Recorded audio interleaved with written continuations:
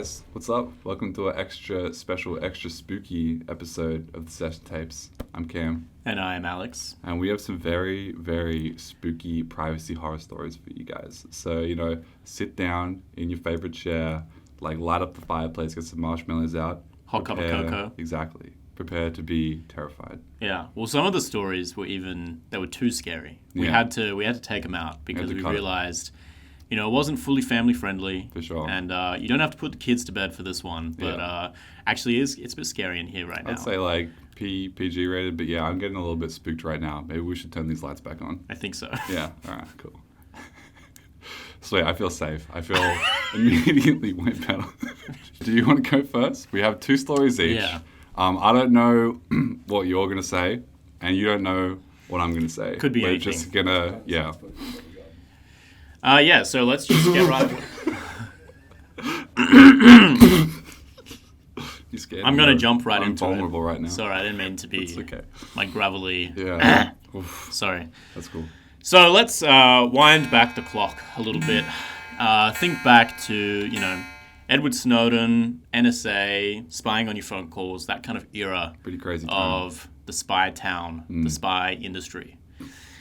And there's this fella, I'm just going to call him John NSA because I don't know his real name. Or potentially he's been anonymized for the purposes of this spooky story. Yeah. So John NSA, he's having a good time with a lovely lady. We'll call her Jane Citizen. And, John NSA and Jane Citizen, things are going pretty well. And they've been dating each other for a little while, but eventually things start to turn a little bit sour. It happens. It happens to the best of us. Yeah. Everyone's been there. Relationship seems like everything is absolutely primo. That's life. And baby. it all just turns to dust, Yeah. Anyway, so Jane Citizen goes, you know what, John NSA, it's over. I'm not doing this anymore. See you later. Get lost. Hit the road, Jack. Or John, I guess, in this situation. And so John, he does. He hits the road and he's crushed, heartbroken. But he puts his head down and starts to focus a little bit more on his work as a spy. And so, in his efforts to become a more high-ranking spy at the NSA, he eventually gets access to this new surveillance system. Which is designed to snoop on emails, and obviously, generally speaking, it's the NSA, so they're trying to snoop on emails.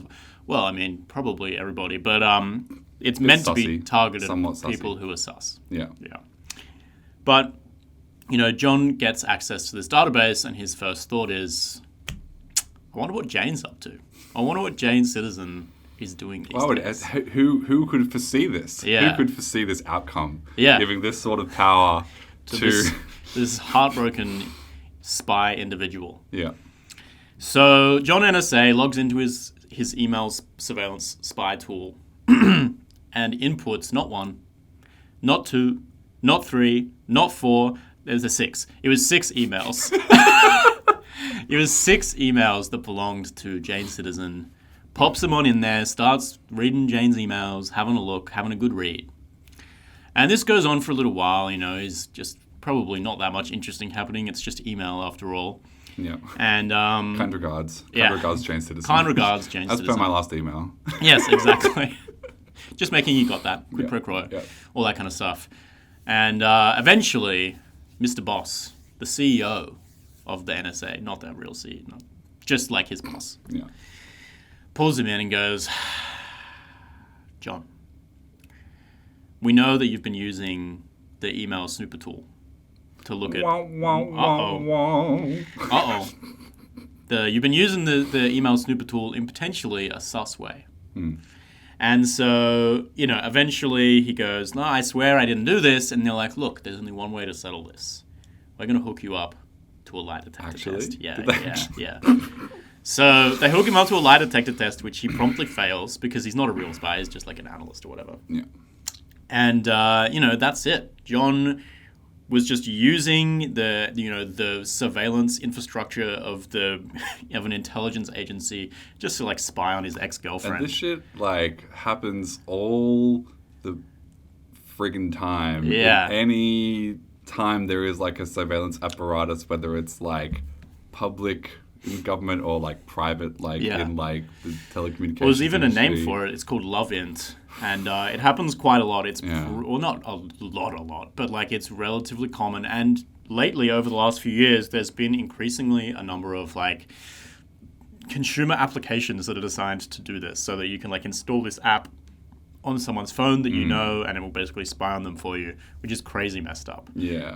But Don't they sell those as like for like parents like taking care of their kids and stuff? yeah, yeah, But then that it's stuff also exists as like well, yeah. it's the has the exact use case that you would need for like Yeah, stalking. As well. unfortunately, that is the Pretty case. sussy. You know, people. I mean, parents like to stalk their children, I suppose. Yeah, it's literally is- stalking. Much to think about. much to think about. But yeah, so you know, obviously, in the end, nothing actually happened to John NSA. He basically just like lost his job. Oh, dear, I thought you were going to say they didn't even fire him. No, they fired him, but like nothing's more Yeah, severe. Like for it's sure. clearly breaking Like the law in theory, here. you should really be facing some pretty harsh, Serious penalties, repercussions. lawful penalties. That's pretty yeah. scary, I think. You know, and to think be that scared. this infrastructure exists all over the place, Mm. and you know, you might just like swipe whichever way it is, left or right, or whichever way is to reject some NSA person on Tinder. Yeah, next And minute. then they're just, next minute they're like, Yeah. "Let me find you. Yeah. I'm gonna read your emails." They might even be watching inside you your through walls. a camera. Yeah, perhaps, literally. which happened possible. to a friend of mine. Not really. I saw it on the internet, but We're all friends let's call on the this internet. guy John Dish. John Dish was washing some dishes. Washing some dishes. He just had a birthday dinner. A bunch of his pals came around. Presumably had a great idea. I didn't have information on that, but that's what I assume. And everyone's gone home. Things winding down. Washing some dishes, just chilling in his home. In his As he home do. with his wife and his infant daughter asleep in bed. When he hears a very peculiar sort of sound that was quite alarming to him coming from the daughter's bedroom. He rushes up and his sort of internet-connected baby monitor, which is fitted with a camera, has been hijacked by a hacker. And the hacker... Wait a minute, the hacker? 4chan? Could be. He's still out there. On the run. They're out there. And this person's taking control of this device is using the microphone to just yell at the baby and calling the baby a stupid moron and like a little, being like, wake up, you little bitch. Okay, so like, what goes through your head if you're a hacker and you've hacked this device and you're looking at a baby? And you're like, hey, Get up! wake up. Pretty crazy shit. Okay, so what does John Dish do? John just kind of grabbed it, and then I guess he's looking at it, and he's like, Because you can't fight. Like, if a person broke into your home, Yeah, you'd for sure. wrestle them Give to him the the old ground.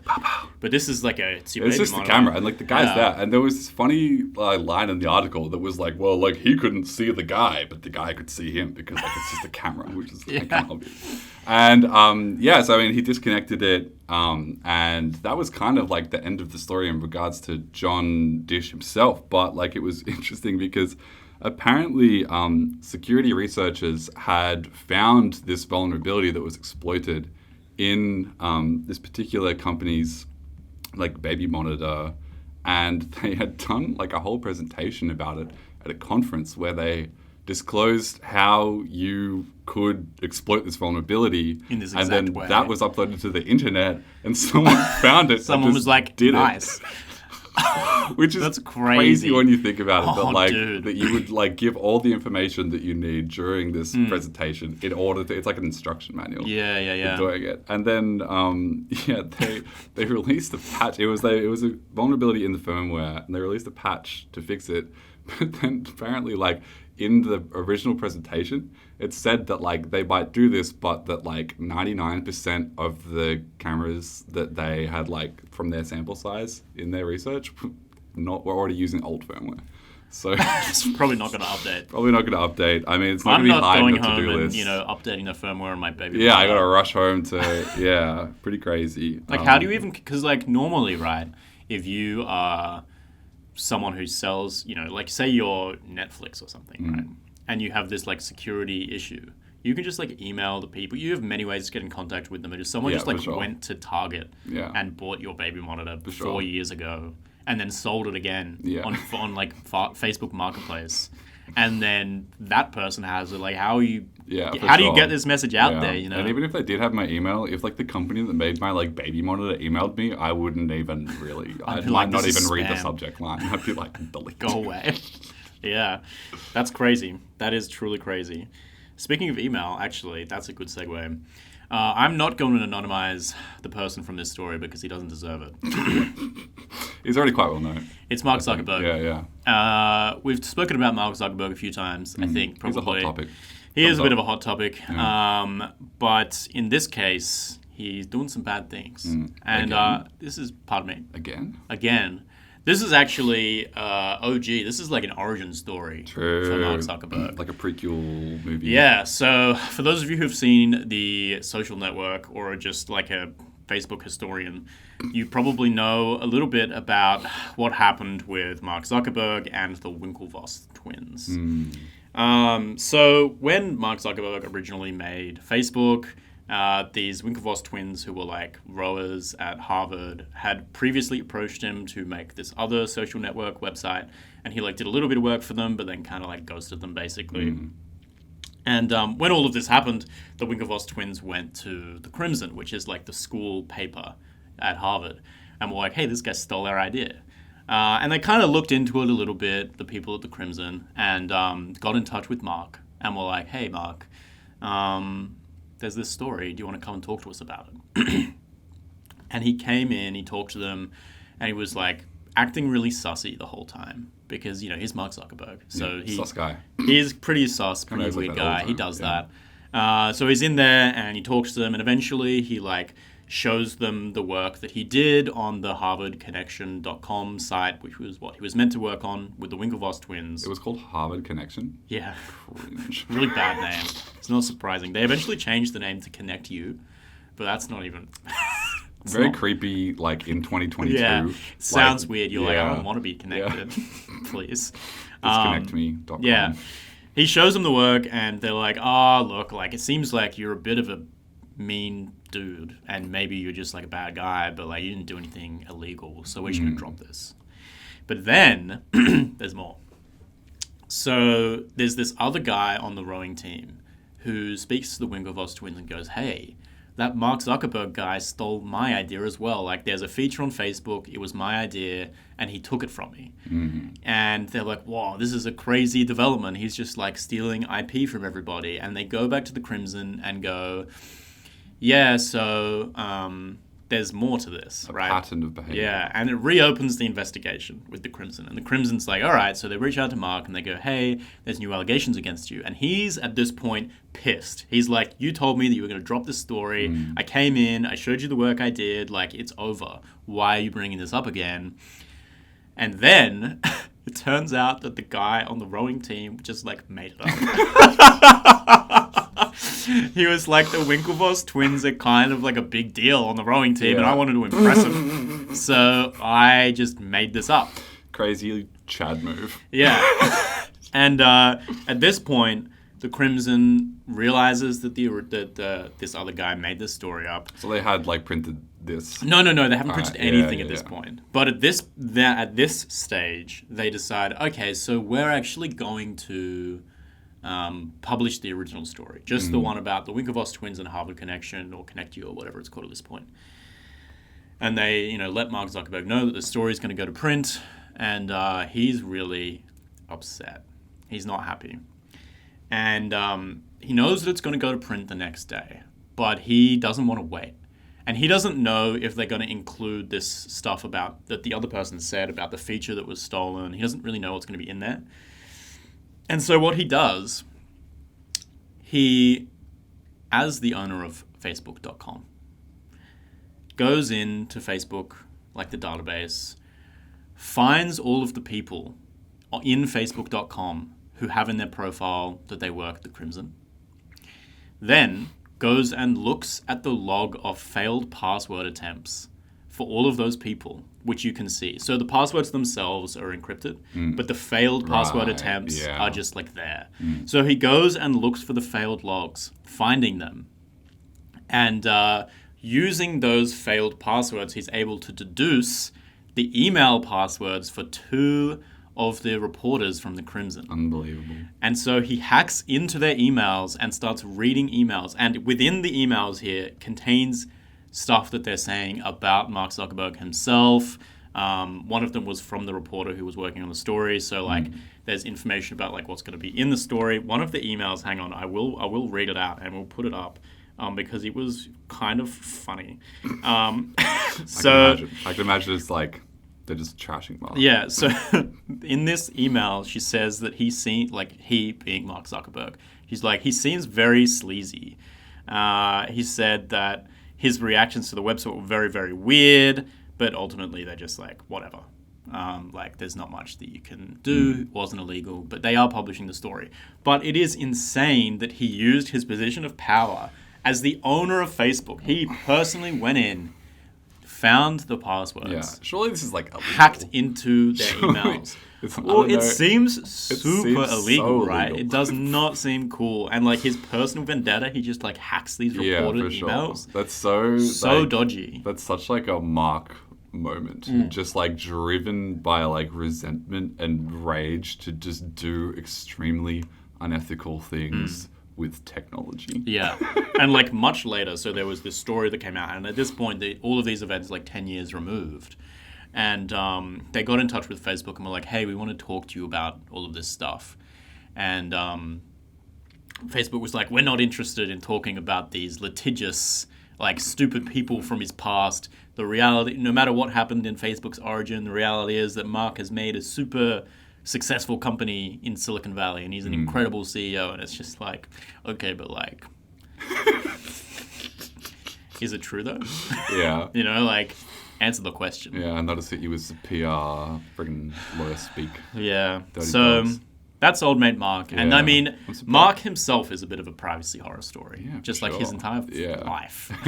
I remember like seeing something once that apparently he lives in like, I don't know if you like main houses in Hawaii, but he's got a place in Hawaii and he bought like all of the properties coast, around yeah. his property, which is probably a massive like chunk of land, so that people can be on those properties and have direct visual or whatever access to. Crazy guy. Have you ever Weird guy. played Fallout? Fallout. Yeah. I have played Fallout. I love Fallout. I'm When I playing was a Fallout New young Vegas lad. right now, replaying. Having a great time. As you do. Yeah.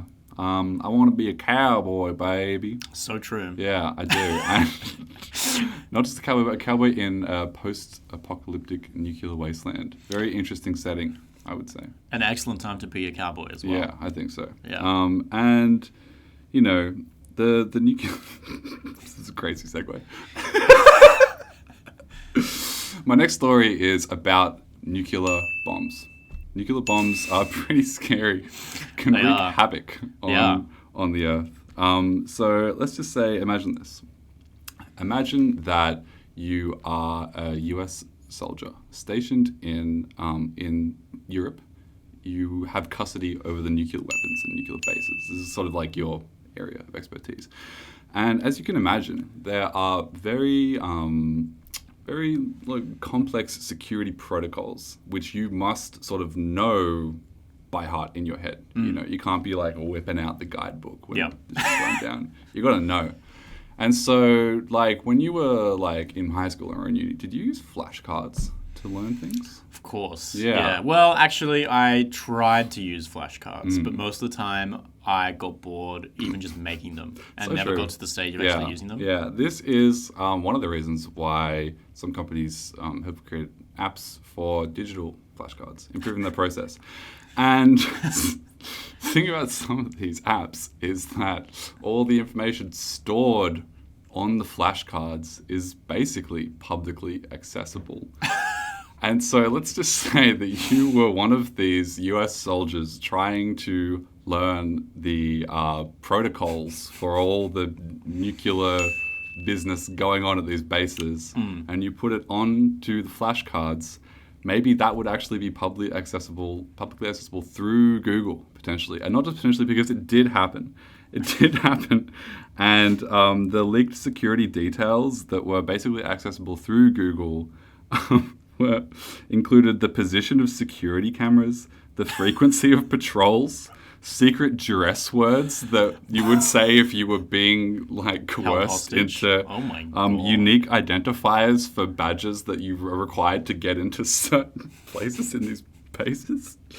And there was a journalist that's kind of stumbled upon it, basically because there's very specific military jargon involved with nuclear stuff, and they basically were just Googling for example, like protective aircraft shelters is one that's very specific to nuclear stuff.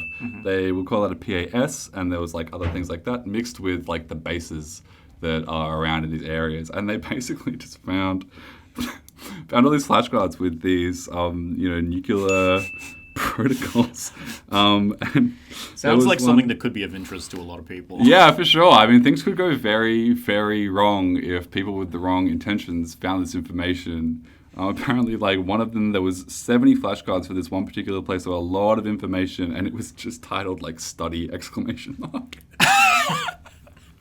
Because honestly, this sounds like I could see there's so many people I could see doing exactly this. Yeah, for sure. I mean, Yeah. I would potentially do this myself if I was in their position. Yeah. It's you've got a lot on your mind. You're studying ! Trying to learn all this very complicated information. Yeah. You slip up. You accidentally, You're desperate, You're Yeah. looking for a solution. Yeah, for sure. And the solution finds you, Yeah. but it's not a good one. I thought that one was pretty spooky.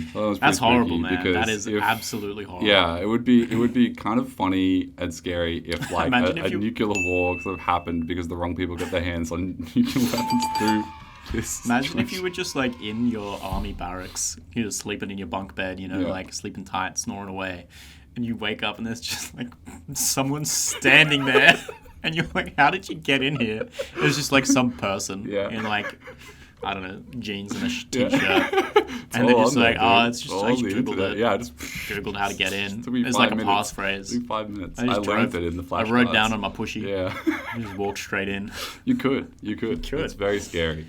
It's very scary. Well, I got pretty terrified myself during the last 20 minutes or so. How about you? Yeah, likewise. Well, I live in a constant state of fear due to Yeah, that's for safety. rampant For safety. surveillance state that Yeah. surrounds us. Exactly. It's an issue. Surveillance capitalism. There's lots of stuff going on. Data breaches, data privacy. I mean, this is 4 of many cautionary tales which are out there. Yeah, well, I think the thing about all 4 of these stories, except maybe the Mark Zuckerberg one, is that this kind of stuff happens all the time. And Yeah, it's for sure. emblematic of bigger issues, like with IoT devices, for example, or issues with people abusing power in data that they have access to, whether it be in the NSA or Facebook.com or wherever you are. Yeah. And also putting stuff on the internet. Yeah, putting and not very realizing- sensitive information without having the proper, it was ironic because it's like security protocols for all of the access in the nuclear base, but they Yeah. didn't have security protocols for Study.com. Yeah. Yeah. So yeah, there's a lot of All of these things happen to people all the time. Yeah, exactly. Yeah. And that's a pretty spooky ending. And that's I'd what's say. so scary. And But it yeah. could happen to you. Anyway, thanks for joining us. It's been lovely having you. Yeah, And yeah, try and keep yourself safe out there. I mean, there are landmines all over the place when it comes to this stuff, but it is possible to keep yourself safe for the most sure. part. And, everyone makes mistakes, but it's not the end of the world unless your mistake is leaking the nuclear bomb codes. Then it could be. Yeah. But yeah, there are a lot of ways to improve your security and protect yourself. If you go to getsession.org/blog, we actually have at least one which goes through a few quick ways that you can do that. So maybe check it out, if you want to check that out. All right. Well, we'll see you next time, everybody. Have a good Halloween. Adios.